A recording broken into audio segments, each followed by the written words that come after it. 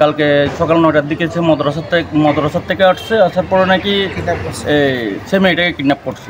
মাদ্রাসার থেকে যাওয়ার পরে তার কানের মধ্যে চারিনার পরে কানের দুল ছিল, দুলগুলোও নিয়ে ফেলছে। নিয়ে নেওয়ার পরে পরবর্তীতে তারা কি বস্তা পরে নাকি বস্তাবন্দি করে লাস্টে এখানে তাদের মসজিদের পাশে ফেলে রেখে চলে গেছে, মসজিদের এলাকার রাস্তার পাশে।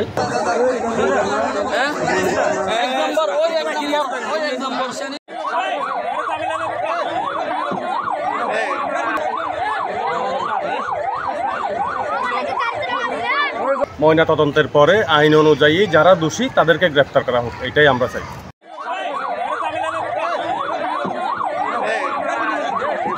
হত্যাকারী আছে তারা আইনের মাধ্যমে শাস্তি